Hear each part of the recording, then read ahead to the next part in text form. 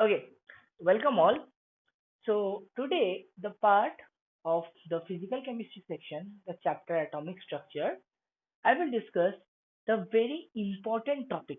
Okay, and not only this is not a big topic, but it is a basically few terms, and that every entrance examination you will encounter in boards also you will encounter some questions from this part.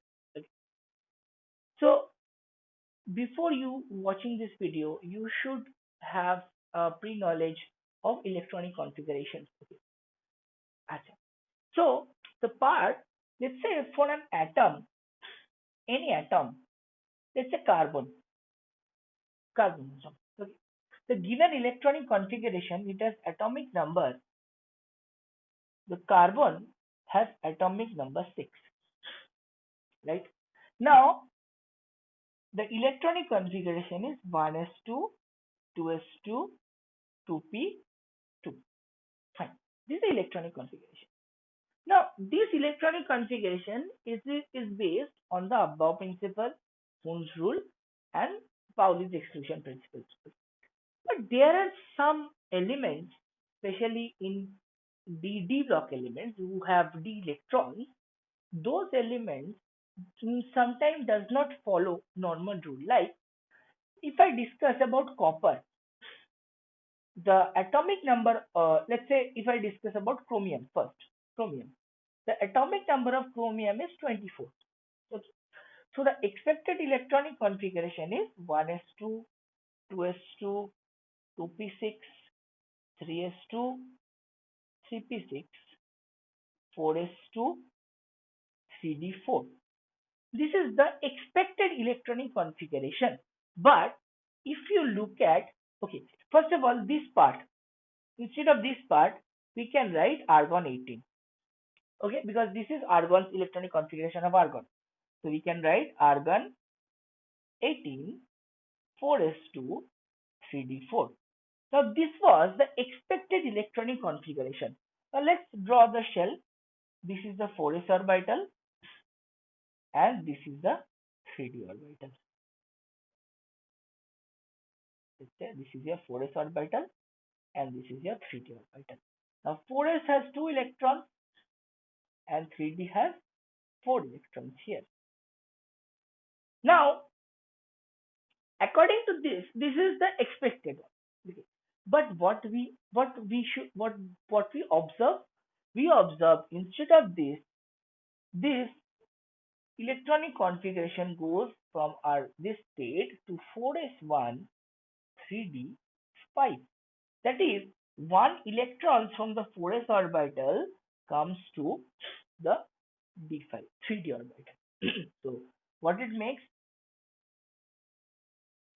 It makes the electronic configuration, the state is 1, 2, 3, 4, 5, 6.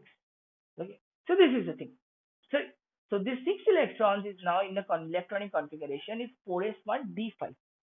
It has been found that this d5 configuration is called half filled configuration. Half filled configuration. Now, this half filled configuration is considered as a stable configuration. Okay. Similarly, if you look at for copper is your 29. Okay. If you look at for copper, you will get argon 18. This is expected 4s2 3d9. This is expected. But what we observe usually is argon 18 4s1 3d10. Now when I say d10, that means it is a configuration where all electrons are in paired up state and all shells are filled up and all electrons are in paired up shape. This is called full filled configuration.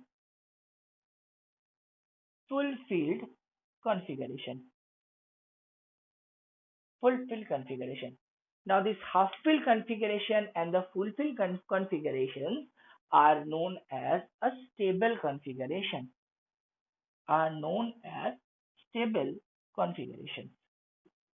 And this stable configuration is means this chromium and copper, the anomaly, the electronic configuration anomaly. Okay. Acha. Okay. Now let's discuss another important topic. Another important topic of this chapter, atomic structure, which usually the students which usually students overlook. Okay, and this part, this particular topic is basically an important thing, and it is a very important concept you need to understand. And maybe in your entrance examination, some questions can come in this part.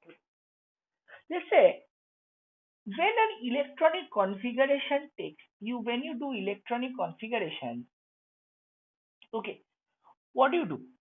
You usually put electrons in each shell. Let's say first your 1s you put electrons, then in 2s you put electrons, then in 3 then you 2p you put electrons, like this way you put electrons. Okay. Okay.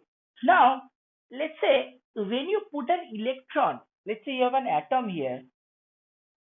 Okay, it's an atom and you are putting electron. You're basically adding electron. So basically what you're doing, you're increasing the atomic number. Now when you increase the atomic number, so to maintain the electrical neutrality, you have to add proton also.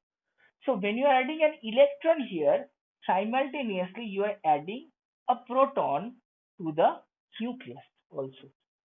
Simultaneously you also are adding proton in the nucleus also. Okay, so what is happening in this particular case? The if the electron proton attractive force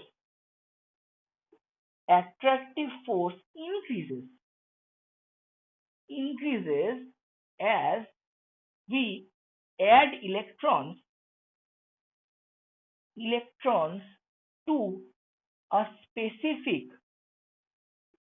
quantum number specific principal quantum number specific principal quantum number. That means in a specific orbit, let's say for n equal to 2, when you add electrons in n equal to 2 or n equal to n equal to 2, then what happening? Your number of electrons is increasing, number of protons is also increasing. But since your electrons are added in a particular one n shell, one shell, let's say n equal to 2, say, let's say. Okay. So basically this n equal to 2 total contains 6 plus 2, 8 electrons. Correct? 6 plus 2 total 8 electrons. This is 2 orbit. N equals 2. Now this particular shell, when you add electrons, so since you are adding in one particular shell and you are not increasing the distance also, so what is happening?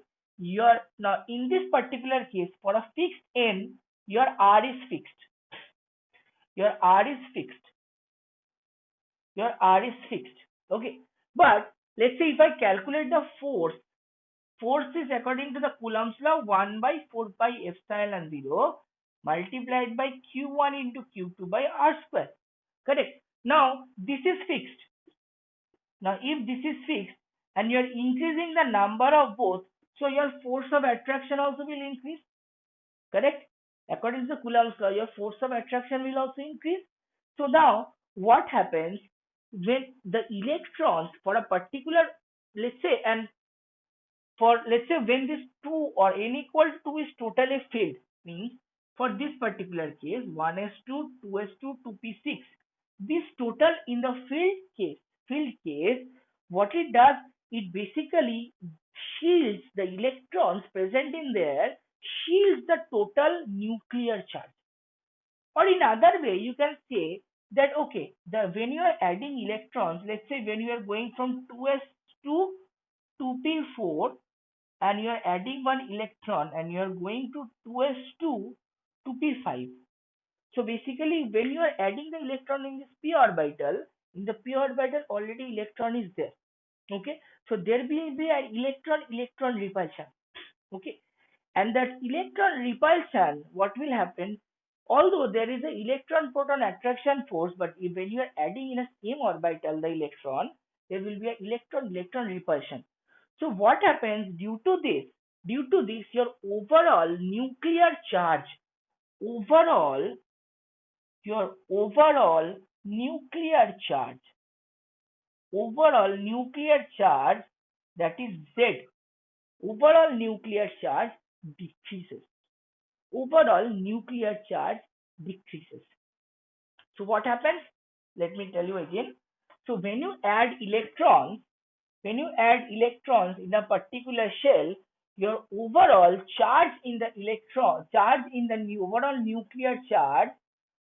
nuclear charge decreases. Overall nuclear charge, let's say Z, decreases. Okay, with addition of electron. With addition of electron. Okay, your overall nuclear charge decreases. Okay, so how will you then establish this nuclear charge? Okay, there was a scientist, Slater, Michael Slater. What he proposed, that we can think in this way, that if the nucleus is present and when you are adding the electrons, yes, electron repulsions will be there. But we can think in this way, the whatever the nuclear charge we are supposed to experience, that is not experienced due to the electrons. And that electrons is basically shielding the nucleus. The electrons are basically shielding the nucleus. Electrons are basically shielding the nucleus and decreasing the expected effective nuclear charge. And he said we can measure the shielding of electron S. He defined the shielding by the electrons, S, the amount of shielding. Okay, and that depends on the number of electrons present in the orbital. So then what the nuclear charge we are getting? So our observed nuclear charge,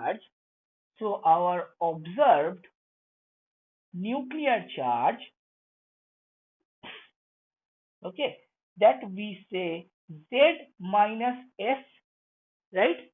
Z minus S, this is our observed nuclear charge, and this Z minus S we defined as Z effective, EFF. Now this is known as effective nuclear charge. This is known as effective nuclear charge. Okay, so what it does, he says that the total shielding by the electrons is basically telling you you are not able to calculate the exact nuclear charge. Okay, it's basically shielded by the electrons. And if we can measure the amount of shielding by the electrons F, we can subtract it from the original nuclear charge and we will get an effective nuclear charge that we observe experimentally. And as we add the electrons, as we add the electrons for a, let's say, for a periodic table, in a periodic table, if I go from left hand side to the right hand side for a particular row, then what you will get here, in that case, your addition of what you're doing, you're adding a proton and adding a new electron as well as, so your effective nuclear charge will increase. So along a row in periodic table, the Z effective increases. And which results decrease in size. And when the size decreases, there are other several periodic properties like ionization enthalpy, like electron gain enthalpy, like electronegativity, that also changes. So basically, I would say that this effective nuclear charge, the change in effective nuclear charge, basically reasons and it is responsible for the change in the periodic property. Now, if you can understand the effective nuclear charge very clearly, then you can understand the periodic properties. So before going to learn the periodic properties, you should have a clear concept of this effective nuclear charge. Okay? Acha. So now, then let's talk about another very important thing about the electrons. See, when the electrons fill up the orbitals, okay, let's say for this case, particular case, if I talk about this particular case, this is a d orbital. Okay, so in this particular d orbital, let's say there is a these four electrons are there. Four electrons are there. Okay. So this is a d4 configuration. This is a d4 configuration. Achha. Now, this d4 configuration, you have four unpaired electrons. You have four unpaired electrons. Okay, four unpaired electrons. Now, let's say there is another particular case where you have another, let's say this is a p orbital where you have this particular case. I'm assuming you have this particular case. Okay. Achha. Okay, let's do it in d orbital. Not okay. Let's not get confused. Let's do it in d orbital. Hmm. 1, 2, 3. Okay. Now, if I see in this particular case, okay, let's talk about total field orbital d5 and total full field orbital. Okay, so you have 5 unpaired electrons and here you have 0 unpaired electrons. 0 unpaired electrons. These two particular cases. So these are D10 systems. D10 systems. All electrons are paired. Now, when the electrons are present, if you go to revise the concept of magnetic moment, you will find that when electrons are present in a particular orbital, it basically when it revolves around the nucleus, it generates a magnetic field, right? Now, these particular electrons, when the electrons are in unpaired state, they also generate a magnetic field, and that magnetic field we measure by magnetic moment. That magnetic field we measure by magnetic moment. Magnetic moment. Achha. This magnetic moment, okay, this magnetic moment has an expression, and this is defined by mu effective. It is defined by root over of n into n plus 2 Bohr magneton. Bohr magneton. Okay. See where your n is number of unpaired electrons. Number of unpaired electrons. Okay. Achha. Now, this particular case, if I talk about the first one, let's say D5 system. So the number of unpaired electrons here you have n equal to 5. So the magnetic moment is equal to root over of 5 into 5 minus 2. That is root over of 5 multiplied by 7, root over of 35. It will come approximately 5.916 bm. 5.916 bm. Now it has, you see, has a very high magnetic moment and you have a series of unpaired electrons. Now these kind of systems are called paramagnetic systems. Paramagnetic systems. Okay. The paramagnetic systems will have a very high value of magnetic moment because the paramagnetic systems contains unpaired electrons. But for D10 system, what you have, your number of electrons, unpaired electron is 0. So what is the value of magnetic moment? The value of magnetic moment is root over of 0 into 0 plus 2. That is 0 Bohr magneton. So these kind of systems where you have not no unpaired electrons, okay, or you have maybe less number of unpaired electrons, or you have paired electrons, this kind of systems is called diamagnetic system. Diamagnetic systems. So what is the main thing about here? Usually paramagnetic system which has a huge magnetic moment, so it will show a very high deflections in presence of magnetic field. Whereas the diamagnetic systems, they don't have any magnetic moment, so they will not show any deflections in presence of a magnetic field. This is the basic idea of a magnetic moment of any electronic configuration system. So this will help you to calculate the magnetic properties of different coordination complexes you will later learn. Number one. Number two, you will also learn in your solid state chapter later in class 12 that this paramagnetic system and diamagnetic system are indeed part of a solid state systems where you have a collection of electrons. Okay. So this particular thing has a huge examples and applications in several cases. So what is the major idea is from here? The major idea is that when you have a magnetic moment in a particular system, if your magnetic moment is non-zero, then your system will have a magnetic property. Okay, system means your element will have a magnetic property. And if an element contains number of unpaired electrons, that element is having paramagnetic properties. And if does not contain any unpaired electrons, all electrons are paired up, it is called the diamagnetic property. So this is the thing you have to understand from here. Okay. Acha. So this is the thing, and these three important topics, which is the number one is the anomaly in the electronic configuration. Number two, the effective nuclear charge concept, the shielding concept, and the magnetic moment concept. Okay.